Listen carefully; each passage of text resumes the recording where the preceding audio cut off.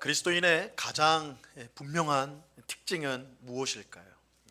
우리는 다 오늘 예배에 참석한 우리들은 다 나는 그리스도인입니다 라고 고백을 할 텐데, 나는 그리스도입니다 라고 할 때, 내가 그리스도인이라고 할 때 가장 분명한, 내가 그리스도인이라는 가장 분명한 특징, 내가 그리스도인이라면 반드시 가지고 있어야 될 특징, 그것이 무엇일까요? 매주일 빠짐없이 주일 예배에 참석하는 것, 그것일까요?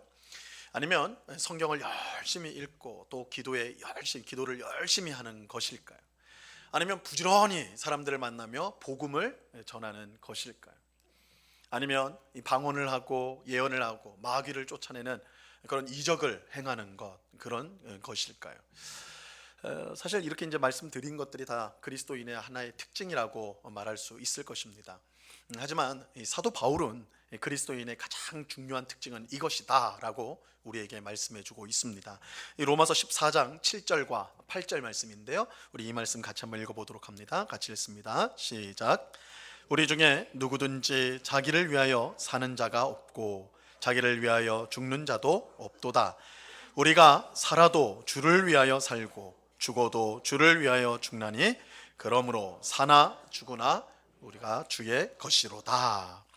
이 바울은 우리 중에 자기를 위하여 사는 자가 없도다, 자기를 위해 사는 자가 없다라고 말씀하고, 그러면서 우리가 사나 죽으나 주님을 위하여, 주님의 것으로서 우리는 살아도 주를 위해 사는 것이고 죽어도 주를 위해 죽는다, 이렇게 말합니다. 이것이 그리스도인의 가장 분명한 특징이라 저는 그렇게 생각을 합니다. 여러분, 아무리 매주일 빠짐없이 주일 예배를 드린다 할지라도, 너무 귀한 일이지만 그럴지라도 그것이 주님을 위한 것이 아니라고 한다면 그리스도인이 아닙니다. 내가 열심히 성경을 읽고 늘 기도에 힘쓴다 할지라도 그것이 나를 위한 것, 내 의를 위한 것이라고 한다면 그 사람은 그리스도인이라 할 수가 없습니다.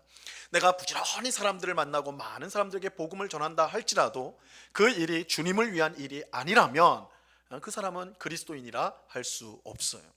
내가 방언을 합니다, 예언을 합니다, 마귀를 쫓아냅니다, 온갖 이적을 다 행합니다. 그럴지라도 그것이 나를 위한 일이라면, 내 의를 드러내는 일이라면 그 사람은 진정한 그리스도인이라고 할 수가 없습니다. 그리스도인은 그리스도에게 속한 사람이에요.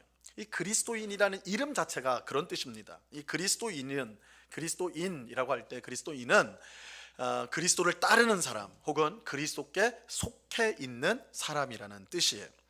그렇게 자기를 그리스도인이라고 하면서 자기를 위해 사는 사람은 그리스도인이 아닙니다. 그리스도인은 사나 죽으나 주를 위해 사는 사람, 주를 위해 죽는 사람, 주님의 것입니다. 여러분, 참된 그리스도인이 되는 것을 가로막는 가장 큰 장애물이 무엇일까요? 우리가 진정한 그리스도인이 되고자 하는데 그것을 가로막는 가장 큰 장애물이 무엇일까요? 어떤 사람은 부족한 믿음, 내가 믿음이 부족해서 그게 참 어렵다라는 분도 있을 것이고, 내가 좀 삶의 경제적 여유가 있으면 더 하나님 잘 섬길 텐데 그러지 못해서 그게 문제다, 돈이 문제다라고 하는 분들 있을 것이고, 내가 좀 성격이 까칠해가지고 사람하고 잘 어울리지 못하는데 이 인간관계가 문제다, 뭐 이렇게 생각하는 분들 있을 거예요. 하지만 가장 큰 장애물, 내가 진정한 그리스도인, 참 그리스도인이 되는데 가장 큰 장애물은 다름 아닌 자신이에요. 자기 자신, 내가 가장 큰 장애물입니다. 첫사람 아담의 범죄에 의해 모든 사람은 죄 가운데 태어납니다. 그런데 죄 가운데 이 태어났다라는 가장 분명한 증거가 뭐냐? 우리가 철저히 자기중심적인 사람이라는 거예요. 철저히 자기중심적인 사람.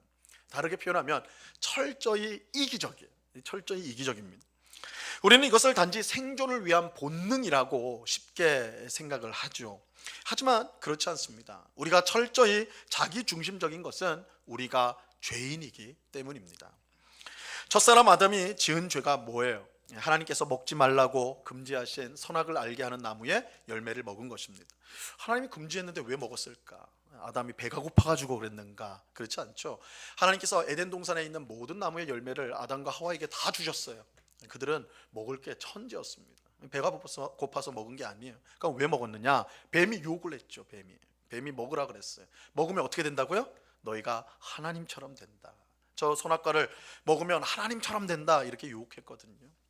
하나님처럼 된다는 말이 뭐예요? 하나님 없이도 너희가 하고 싶은 거, 너희가 바라는 거 다 하면서 살 수가 있다.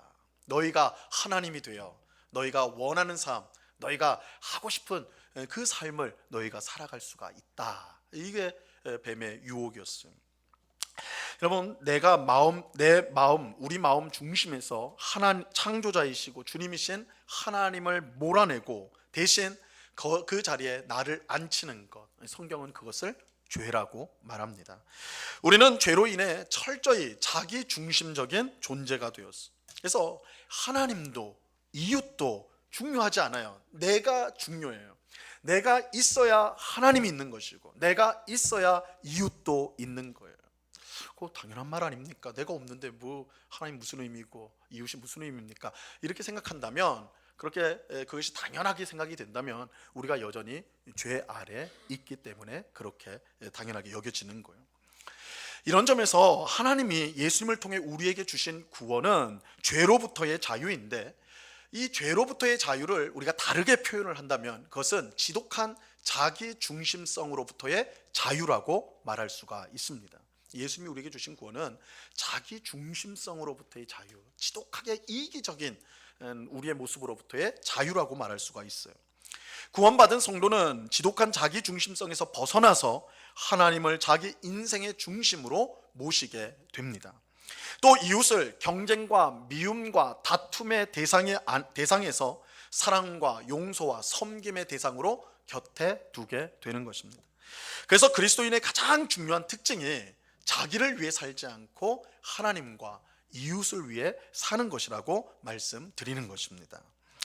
자, 오늘 우리가 함께 읽은 본문은요, 두 가지 율법을 우리에게 가르쳐 주는데 그 내용을 이제 우리가 보겠지만 사실 굉장히 서로 상관없는 율법처럼 보여요. 굉장히 성격이 다른 율법입니다. 그런데 이 정말 별 관계가 없이 보이는 이 두 율법을 하나로 묶는 끈이 있습니다. 그것이 바로 우리 성도는 자기를 위하여 사는 자들이 아니라 하나님과 이웃을 위해 사는 사람이다라는 것입니다. 이 끈으로 이 두 율법을 묶을 수가 있어요. 자, 이러한 사실을 우리가 마음에 새기고 오늘 두 율법을 우리가 보게 되면 그 참뜻을 이해할 수가 있습니다. 자, 오늘 본문에 나오는 첫 번째 율법을 우리가 살펴보겠습니다. 오늘 본문 11절 말씀인데요, 우리 같이 한번 읽어봅니다. 시작. 두 사람이 서로 싸울 때에 한 사람의 아내가 그 치는 자의 손에서 그의 남편을 구하려 하여 가까이 가서 손을 벌려 그 사람의 음낭을 잡거든. 내용이 조금 민망한 내용입니다. 조금 민망해요. 두 남자가 이제 서로 막 격렬하게 싸우는데 한쪽이 좀 더 많이 얻어 터진 것 같아요. 근데 얻어 터지는 남편의 그 남자의 부인이 그 근처에 있었던 것 같아요. 그 광경을 보았던 것 같아요. 야, 이거 남편 내가 맞아 죽겠다 싶은 거예요. 내가 남편을 좀 도와줘야 되겠다. 그래서 그러면 싸우고 있는 두 사람 근처에 가가지고 상대편 남자의 성기를 손으로 잡아버리는 거예요. 이제 뭐 잡았다 표현도 되겠고 때렸다 이런 표현도 될 것 같습니다. 여러분, 남자의 성기는 급소예요. 그래서 작은 충격을 줘도 큰 타격을 입힐 수가 있습니다. 큰 위협을 가할 수가 있어요. 아내가 남편을 구하기 위해 다른 사람의 성기를 공격한다는 것, 때리는 것, 뭐 어떻게 보면 여자인 아내가 할 수 있는 가장 합리적인 최선이라고 생각할 수도 있습니다. 이 남자보다 상대적으로 힘이 약한 여자가 남자를 손쉽게 물리칠 수 있는 거의 유일한 방법이기 때문이죠. 하지만 하나님은 이런 아내의 행동을요 결코 용납하지 않습니다. 용납하지 않으시고 오히려 엄청나게 우리가 생각하는 것보다 훨씬 큰, 훨씬 심각한 벌을 내리라고 말씀하십니다. 오늘 본문 12절 말씀 보시기 바랍니다. 같이 읽습니다. 시작. 너는 그 여인의 손을 찍어버릴 것이고 내 눈이 그를 불쌍히 여기지 말지니라. 하나님은 남편을 구하기 위해서 다른 싸우고 있는 상대편 남자의 성기를 공격하는 이 여자를 어떻게 하라고요? 하나님은 어떻게 하라고 하십니까?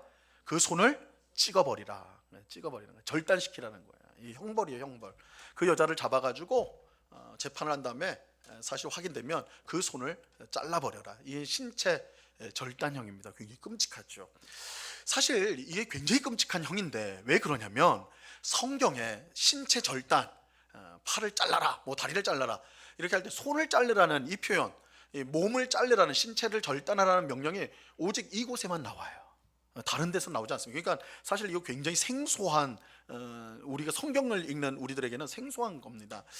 물론 이스라엘, 당시 이스라엘 근처에 있는 국가들, 고대 근동이라고 그랬죠. 고대 근동에 있는 국가들에서는 이러한 신체 절단형, 뭐 손을 자르고 발을 자르고 뭐 이런 것들이 사실 흔했어요. 그래서 도둑질을 하면 그 손을 잘라라, 뭐 뭘 하면 다리를 잘라라, 뭐 이런 형벌이 유행했지만, 흔했지만, 대중적이었지만, 적어도 하나님이 주신 율법 안에서 신체 절단, 손을 잘라라 라고 명령한 것은 이 부분이 유일합니다. 신체 절단형을 명령한 건 유일해요.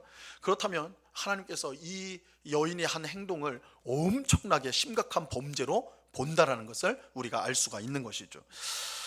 그러면 하나님은 왜 이렇게 이 범죄를 심각하게 여기는 것일까요? 우리는 지난 주일에 취소혼에 관한 율법을 살펴보았죠. 취소혼에 대해서 살펴봤는데 다들 그랬나 하는 표정을 짓고 계시는데 그랬습니다. 우리가 지금 취소혼인데, 취소혼이 뭐냐면 그 형이 이제 어떤 남자가 결혼을 했는데 아들을 못 낳고 죽었어요. 그럼 이 경우에 그 동생이, 그 형수를 자기 아내로 삼아야 된다는 거예요. 삼아서 아들을 낳게 되면 그 아들은 죽은 형의 대를 잇게 되는, 죽은 형의 아들이 된다. 이걸 이제 취소혼이라고 말씀을 드렸습니다. 이것은 대가 끊어질 위기에 처한 가정을 하나님께서 보호하기 위해서 주신 율법이라고 말씀을 드렸어요. 이 율법은 하나님께서 가정을 얼마나 귀하게 여기시는가, 그래서 그 가정을 지키려고, 보호하시려고 하시는가, 그걸 보여준다고 말씀을 드렸죠. 자, 이것과 오늘 율법을 연결해서 생각해 보면 이 남편과 싸우는 다른 남자의 성기를 아내가 때리는 거, 그죠? 공격하는 것이 얼마나 큰 죄인지를 우리가 생각해 볼 수가 있습니다. 남자의 성기를 공격하는 일은 그 사람의 가정의 대를 끊어놓는 일을 하는 거예요. 그래서 이게 단순히 다른 남자에게 치명적인 손상을 줬다 이 정도가 아니라 그 사람의, 상대방의 가정의 대를 끊어놓는 일을 이 아내가 하게 되는 것입니다.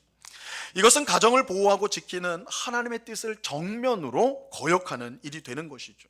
그래서 하나님은 이 일에 대해 신체 절단형이라는 아주 좀 심각한 처벌을 내리시는 것입니다. 그래서 우리가 이 취소혼 바로 다음에 오늘 율법이 나오는 이유가 이런 점에서 이제 연결된다라고 우리가 이제 생각해 볼 수도 있죠.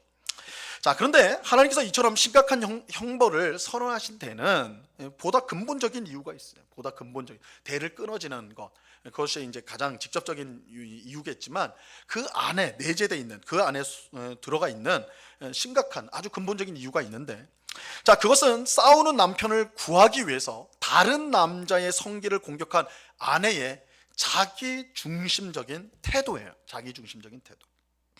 내 남편만 구할 수 있다면 상대방의 대가 끊어지든 말든, 그 가정이 어떤 형편에 취하든 말든 상관하지 않는 이기적인 태도입니다. 이기적인 태도. 분명 아내가 공격을 당하는 남편을 돕는 것 그 자체는 악한 일이 아닙니다. 그 목적은 선한 거예요. 문제가 없어요. 선한 거죠. 하지만 목적에 문제가 없다 하더라도 그 목적을 이루는 수단이 잘못되면 안 되는 거예요. 그 목적을 이루는 수단이 잘못되면 안 됩니다. 적어도 상대방 가정의 대를 끊어놓는 일을 해서는, 그것을 시도해서는 결코 안 된다는 거예요. 하나님은 상대방의 대를 끊으려고 한 이 여인을 불쌍히 여기지 말라고 말을 해요. 상대방을 불쌍히 여기지 않는 사람은 하나님께서 그 사람을 불쌍히 여기지 않으세요. 똑같아요. 상대방의 형편과 어떤 상황을 고려하지 않고 나를 위해서, 나를 보호하기 위해서 상대방을 어떻게 하든 하겠다라고 할 때 하나님도 그런 마음을 가진 사람을 똑같이 불쌍히 여기지 않습니다. 하나님은 그 사람이 행한 그대로 갚아 주십니다. 그래서 로마서 2장 6절에 보면요, 이렇게 말씀합니다.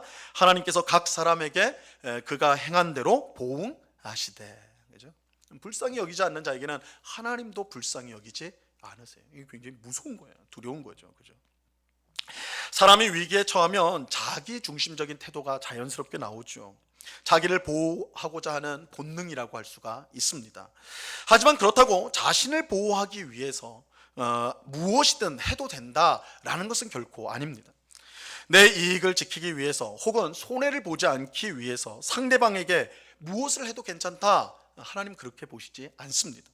적어도 자기를 위해 사는 사람이 아닌 성도는 어떤 사람이라고 했어요? 자기를 위해 사는 사람이 아니에요. 그런 성도는 그렇게 해서는 안 된다라는 거예요. 상대방의 어떤 형편도 봐주지 않고 오직 자기를 지키기 위해서 한다, 그래서는 안 된다는 것입니다. 성도는 자기 중심으로 사는 세상 사람들과는 분명 구별된 방식으로 대응해야 하는 것입니다. 미국에서 심각한 인종차별 문제가 있었을 때, 여러분 지금은 우리가 미국을 자유민주주의의 보루나 혹은 굉장히 성숙한 민주주의 국가로 생각하지만 사실은 불과 6, 70년 전 1950년대 60년대에 이 미국은 인종차별, 흑인과 백인의 차별 문제로 엄청나게 심각한 그런 사회적 혼돈을 겪었던 국가가 미국이었어요.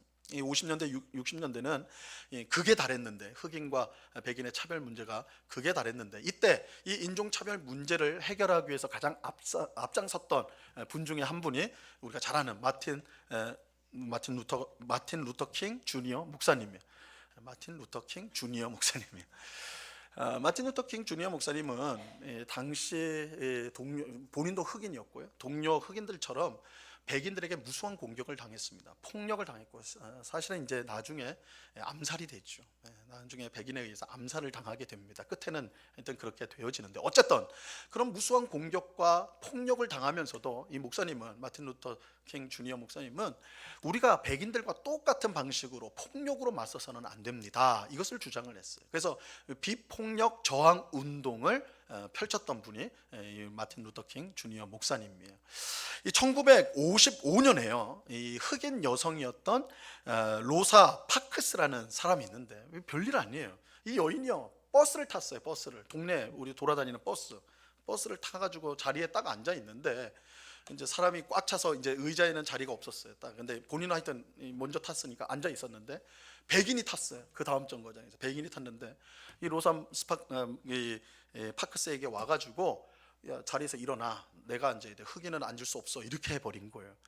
당연히 파크스는 황당하죠. 내가 먼저 앉았는데, 그죠? 그래서 못하겠다, 여기 내가 앉아, 나도 돈 내고 똑같이 탔다, 너랑 똑같이 탔다, 못하겠다. 그러니까 이 백인이 이제 경찰에 이제 그 신고를 하게 됩니다. 근데 황당하게도 경찰이 잡아갔는데, 누구를 잡아갔냐면 이 로사 파크스 자리에 앉아 있던 흑인 여성을 체포해서 감옥에 집어넣어요.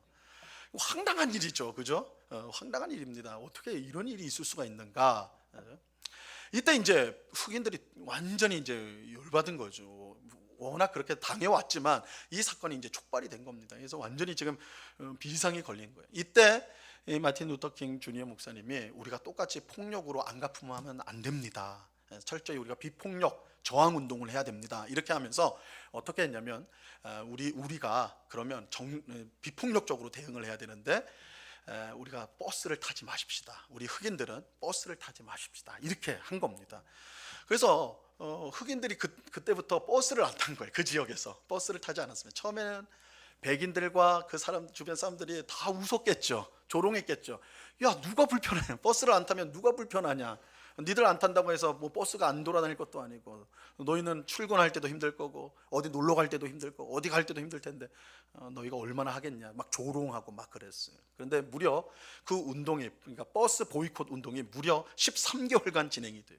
1년 1개월 동안 흑인들이 그 지역에서 버스를 아예 안 타버린 거예요. 그 결과 버스 회사가 흔들리기 시작한 거예요. 이게 되는 게 아니에요. 그리고 이제 사회적으로 이 문제가 커진 거예요. 그래서 연방에까지, 그 미국 전체에까지 이 일이 파급해 되어진 것이죠. 큰 영향을 미쳤어요.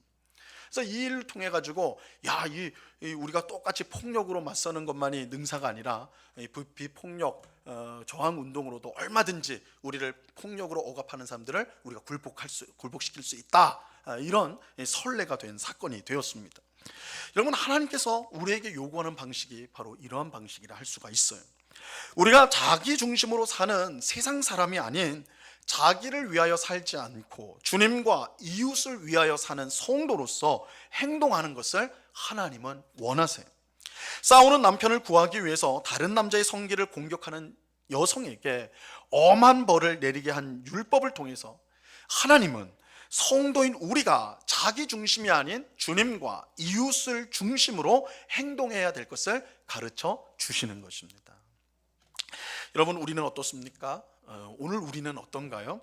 나에게 위협을 가하고 손해를 끼치는 사람을 대할 때에 자기 중심적으로 행동하는 세상 사람들과 우리는 구별이 됩니까? 세상 사람들과 우리는 구별되게 대응을 합니까? 우리는 위협을 받은 대로 위협을 하고 손해를 받은 대로 손해를 끼치는 것, 그것을 당연하게 여기고 있지는 않습니까? 세상 사람들은, 자기 중심적인 죄 가운데 있는 세상 사람들은 그렇게 하는 것이 당연한 거예요. 그죠? 자기 중심적이니까. 그런데 자기를 위하여 살지 않는 우리 성도들에게는 그것이 당연한 것이 아니죠. 근데 우리는 어떻게 하고 있느냐라는 것입니다. 우리는 자기를 위하여 사는 자가 아니라 주님과 이웃을 위해 사는 성도로서 행동해야 합니다. 그럴 때에 우리는 예수님의 말씀처럼 이 세상의 소금과 빛이 될 수가 있는 것이죠. 이 첫 번째 율법, 좀 민망한 내용을 갖고 있는 이 율법이 근본적으로 우리에게 가르치는 것, 우리는, 하나님을 믿는 우리는 자기를 위해 사는 자가 아니라 하나님과 이웃을 위해 사는 자다.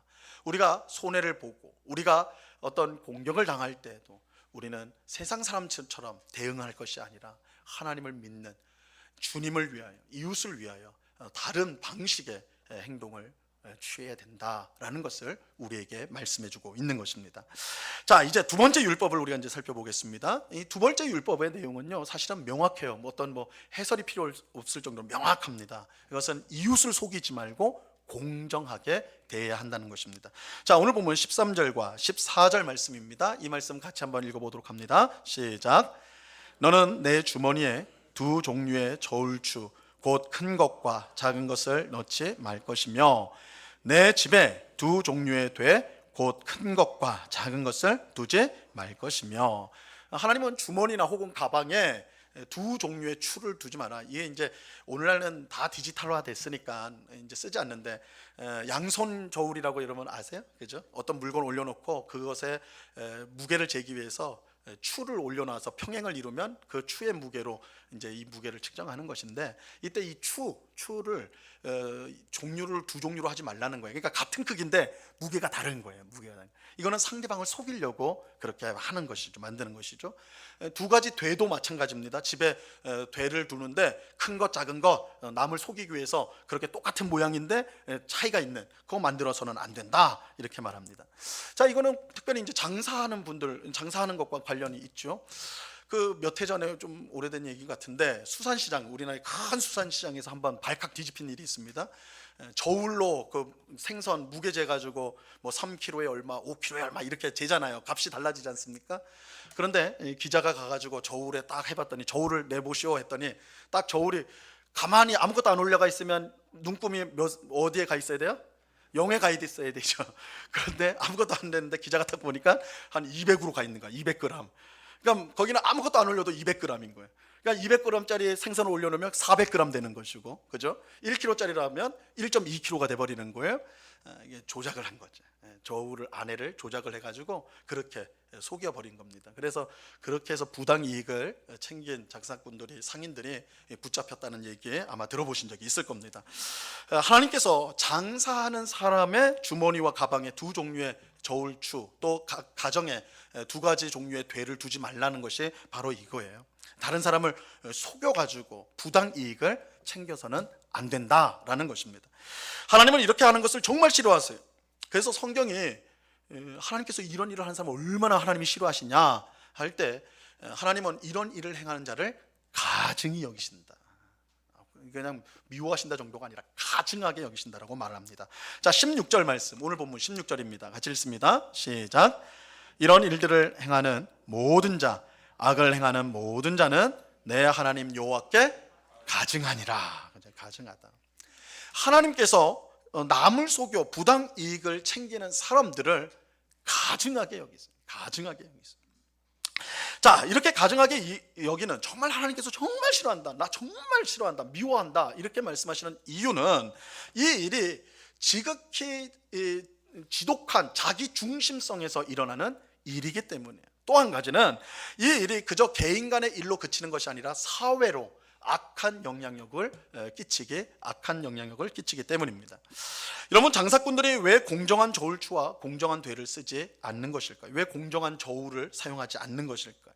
남을 속여서 더 큰 이득을 얻기 위해서이죠. 부당한 이익을 얻기 위해서입니다. 이때 장사꾼들의 눈에는요, 뭐만 보이는 겁니까? 내가 이렇게 잘 조작된 저울로 이렇게 해서 하면 나한테 이만큼이, 원래 10,000원을 받아야 되는데 15,000원, 5,000원의 이익이 더 들어오니까, 그죠? 내 그게 100개가 쌓이고 1000개가 쌓이면 엄청나겠구나, 이런 생각이죠. 오직 자기에게 얼마가 더 이득이 될까, 그 생각에 사로잡혀 있는 거예요. 그죠? 거꾸로 상대방이 주지도 않아야 될 돈, 그죠? 정당한 그 부당한 것들을 주게 되었을 때 그 사람이 당할 어려움들, 경제적 어려움들을 생각을 안 하는 거예요. 만약에 그 생각이 든다면 그렇게 못 하겠죠. 그 사람이 어려움을 당할 거, 그 사람이 더 돈을 내므로써 당하게 될 경제적인 타격이 있다는 걸 생각한다면 그런 짓을 못 할 겁니다. 그런 짓을 하는 것은 오직 자기에게 떨어질 이익만, 그죠? 그것만 보는 거예요. 지독한 자기 중심성에서 이런 일이 일어나는 거예요. 자기 이익에만 눈이 되는 것이죠. 하나님은 그런 자기 중심적인 사람을 극도로 싫어하세요. 그런데 하나님이 이런 사람을 미워하실 뿐만 아니라 가증하게 여기시는데, 그것은 그들의 그런 행동이 사회 전체로 퍼지기 때문에 그래요. 개인의 영향으로 끝나지 않습니다. 사회 전체적으로 퍼져요. 자, 정의의 선지자라는 별명을 갖고 있는 아모스, 구약 성경의 아모스 선지자가요, 이 부분에 대해서 하나님의 무서운 심판에 대한 이야기를 하십니다. 자, 아모스서 8장 5절 말씀인데요, 이 말씀 같이 읽어봅니다. 시작. 너희가 이르기를 월삭이 언제 지나서 우리가 곡식을 팔며 안식일이 언제 지나서 우리의 밀을 내게 할꼬, 에바를 작게 하고 세계를 크게 하여 거짓 저울로 속이며. 아모스 선지자는 거짓 저울로 속이는 자들을 지금 책망하고 있어요. 그죠? 거짓 저울로 속인다. 그런데요, 놀랍게도요, 그렇게 하는 자들이 겉으로 볼 때는 어떤 사람이에요? 아주 하나님 잘 섬기는 경건한 자들로 보인다는 거예요. 그들은 월삭 예배, 월삭은 그 달의 첫날을 말하는 거예요. 구약시대 때 월삭 첫날은 성일이에요. 그래서 하나님 백성들이 모여서 예배를 드리는 날입니다. 예배를 드리는 날인데 그 월삭 예배를 빠짐없이 오는 거예요. 다 첫날이 되면 오늘 예배하러 가는 날이지, 예배에 온다는 거예요. 매 안식일, 우리 같은 주일이죠. 매 안식일마다도 주일에 빠짐없이 교회에 와요. 예배드리러 온단 말이에요. 겉으로 볼 때는 얼마나 독실한 신자인지 몰라. 한 번도 예배 빠짐이 없는 그런 독실한 신자예요. 그런데 실제로는 전혀 그렇지 않다는 거예요. 월삭 예배에 참석해서는 어떤 생각하고 있어요? 딱 자리에 와가지고는 그 머리는 어디에 가 있는 거예요? 오늘 빨리 지나야지, 돈 버는데, 장사하는데, 막 장사할 생각으로 가득 차 있어요. 안식일 예배에 참석해서도 언제 오늘이 지나서 내가 곡식을 팔아먹나, 이 생각만 하고 있는 거예요. 앉아가지고 그 생각만 하고 있는 거예요. 그런데 이들의 장사는요, 공정한 장사가 아니라 거짓 저울을 사용하는 장사였습니다. 손님을 속여서 막대한 부당이익을 챙기는 것이었어요. 참 기가 막힌 일이 아닐 수 없는 것이죠. 교회에서는 경건한 장로님, 권사님, 집사님들인데 회사나 가게에 가서는 남을 속여서 부당이익을 챙기는 거예요. 그런데 이들의 악행은 단순히 개인에게만 영향을 끼치는 게 아닙니다. 사회 전체에 악영향을 끼치게 돼요. 그래서 오늘 6절을 보세요. 아모스서 8장 6절 말씀입니다. 제가 읽겠습니다. 은으로 힘없는 자를 사며 신 한 켤레로 가난한 자를 사며 찌꺼기 밀을 팔자 하는도다. 부당이익으로 챙긴 돈으로 무슨 짓을 하고 있다고 말을 하고 있어요? 힘없는 자와 가난한 자. 여기서 힘없는 자와 가난한 자는 그냥 단순히 힘없다, 가난하다 이 정도가 아니라 이 부당이익을 챙긴 자에게 돈을 빌린 사람을 말하는 거예요. 돈을 빌린 사람들. 그러니까 이제 가난해서 내가 먹고 살 게 없어서, 그러니까 돈을 대출받아야 될 거 아니에요? 빌려야 될 거 아니에요? 근데 이 부당이익을 챙긴 자들은 점점 부자가 되니까, 부자가 됐어요. 그래서 부자한테 돈을 빌리는 겁니다. 근데 돈을 빌려놓고는 그거 얼마 되지도 않아요. 근데 그걸 갚을 길이 없는 거예요. 갚을 수가 없는 거예요. 그러면 부자는 어떻게 해야 됩니까? 그러면 좀 갚을 때까지 좀 내가 참아줄게, 뭐 이렇게 하든지 뭐 그래야 되는 거 아닙니까? 근데 그 자그만 돈, 큰 돈도 아니에요. 자그만 그 돈을 위해서 어떻게 해요? 그럼 너 못 갚지? 그럼 내 종이 돼. 너 우리 집에 와서 내 종으로 살아. 이렇게 돼버리는 거예요. 그래서 말씀에 그렇게 돼 있는 거예요. 은으로 힘없는 자를 사며 신 한 켤레로, 그죠? 한 켤레로 가난한 자를 샀다, 이 말이에요. 별거 아닌 돈이에요. 근데 그걸 기회로 삼아가지고 내 종으로 삼아버리는 거예요. 부당 이익을 취하는 자들은 점점 부자가 돼가지고 그 사회의 권력자들이 돼요. 그들에게 돈을 빌린 가난한 자들은 점점 더 갚을 길이 없고 그 사람들의 종이 되어서 끝까지 가난한 자로 고통 가운데 비참한 삶을 살게 된다라는 거예요. 하나님은 이런 악한 자들의 행위를 절대 잊지 않겠다라고 맹세하세요. 여러분, 하나님이 맹세하는 것은 반드시 하겠다는 거예요. 근데 하나님 잊지 않겠다 맹세하세요. 아모스서 8장 7절 말씀입니다. 같이 읽습니다. 시작. 여호와께서 야곱의 영광을 두고 맹세하시되 내가 그들의 모든 행위를 절대로 잊지 아니하리라 하셨나니, 하나님은 그들의 모든 행위를 절대 잊지 않겠다. 무섭지 않습니까? 하나님 절대 잊지 않겠다. 잊지 않으세요. 잊지 않으시면 뭐 하시는가? 심판하세요. 심판하시겠다고 말씀합니다. 신약성경의 야고보서는 이처럼 속이고 착취하여 부자가 된 사람들에게 무서운 책망을 주세요. 야고보서 5장 3절과 4절 말씀인데 잘 들어보세요. 너희 금과 은은 녹이 슬었으니 이 녹이 너희에게 증거가 되며 불같이 너희 살을 먹으리라. 너희가 말세에 재물을 쌓았도다. 보라, 너희 밭에서 추수한 품꾼에게 주지 아니한 삭이 소리 지르며 그 추수한 자의 우는 소리가 만군의 주의 귀에 들렸느니라. 부당한 이익을 취한 자, 그죠? 그것으로 권력자가 된, 부자가 된 그 사람, 하나님께서 결코 용납하지 않겠다라는 거예요. 여러분, 물질 만능주의 세상에서 살아가는 우리에게 무엇보다 중요한 것이 돈입니다. 돈만 있으면 못할 일이 없죠. 그래서 수단과 방법을 가리지 않고 돈을 많이 벌려고 합니다. 거짓 저울로 남을 속여서 돈을 버는 것 마다하지 않습니다. 여기서는 거짓 저울만 말하니까 난 거짓 저울로 돈 번 적은 없으니까, 난 저울을 쓰지 않으니까. 아니죠.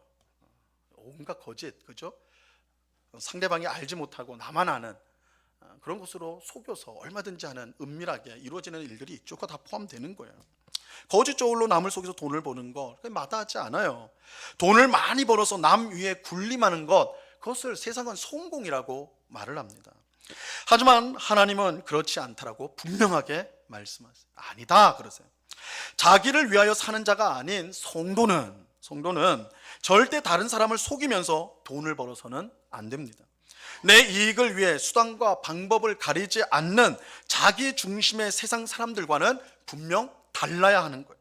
왜냐하면 하나님께서 이런 사람을 가증하게 여기시고 반드시 심판하신다 말씀하셨기 때문입니다. 하나님을 믿는 성도도 돈을 열심히 벌어야 됩니다. 하나님 믿으니까 돈 없어도 돼. 아니에요. 성도에게도 돈이 필요합니다. 열심히 돈 벌어야 돼. 하지만 자기 중심으로 다른 사람을 속이고 착취하면서 돈을 버는 세상 사람들과는 달라야 됩니다. 성도는 하나님과 이웃을 위하여 사는 사람이에요. 그렇게 하나님이 보시기에 합당한 방법으로 이웃을 섬기는 방식으로 돈을 벌어야 합니다. 물론 그렇게 하면 세상 사람들처럼 단기간에 많은 돈을 벌 수 없을지 모릅니다. 세상 사람들에게 바보라고 조롱을 받을지도 모르죠. 조금만 속이면, 조금만 눈 감으면 큰 돈을 벌 수 있고 편하게 살 수 있는데 뭐 저렇게 사나, 세상 사람들은 조롱할지 모르겠어요. 하지만 성도는 자기를 위하여 사는 사람이 아닙니다.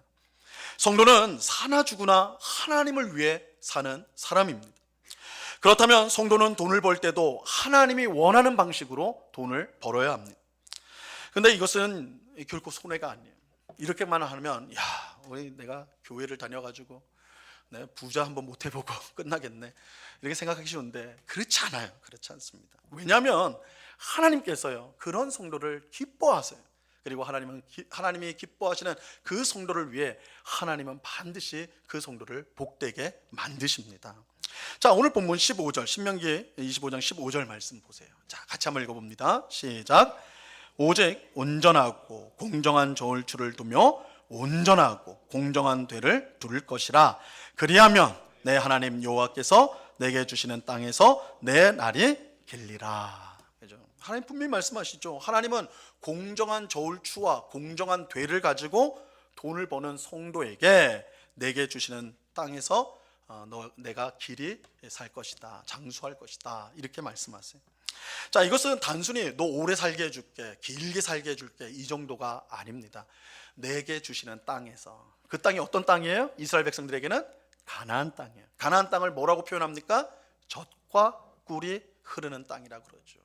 그러니까 하나님께서 길이 살게 하시겠다라는 것은 젖과 꿀이 흐르는, 하나님이 주시는 풍성한 복 가운데 오래 살게 하시겠다, 하나님이 만복으로 우리에게 주시겠다라는 약속인 것입니다.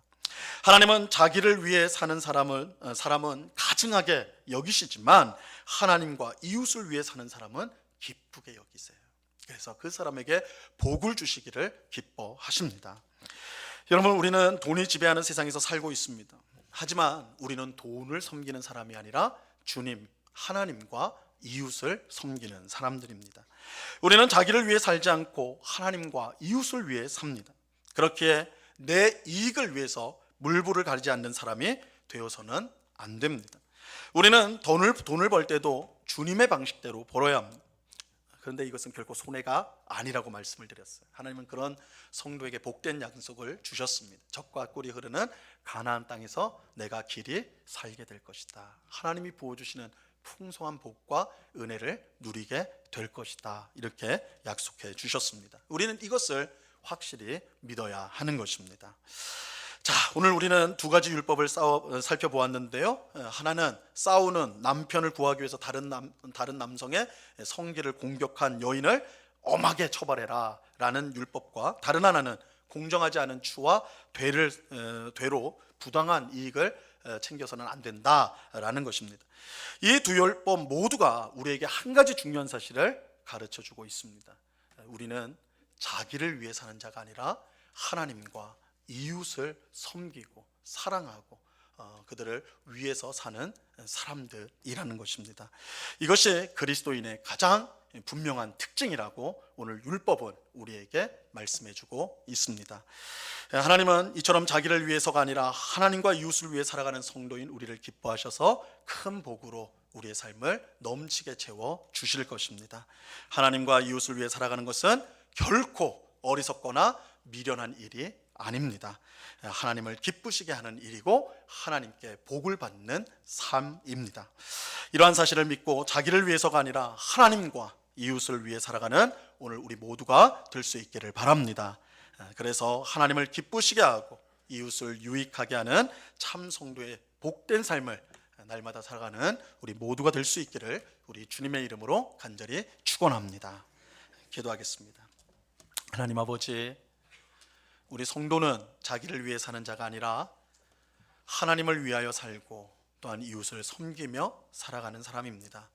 자기 중심적인 삶을 살아가는 세상의 눈으로 볼 때는 참으로 미련하고 어리석은 것 같지만 주님을 위하여 이웃을 위하여 살아가는 그 성도를 하나님은 기뻐하셔서 모든 충만한 복으로 내려 주십니다. 하나님을 위하여 이웃을 위하여 사는 것이 복을 받는 길입니다. 이 사실을 우리가 꼭 기억하고 자기 중심의 삶에서 벗어나 주님을 위하여 이웃을 위하여 적극적으로 살아가는, 그래서 하나님이 부어주시는 큰 은혜와 복을 누리며 살아계신 하나님을 증거하는 우리의 삶이 되게 하여 주시옵소서. 그래서 우리 자신뿐만 아니라 우리 자녀들 또한 우리 후손들도 똑같이 그 길을 걸음으로 하나님께 영광을 돌리는 복된 믿음의 가정, 믿음의 가문으로 하나님 세워 주시옵소서. 우리 주님께 감사하며 예수 그리스도 이름으로 기도드리옵나이다. 아멘.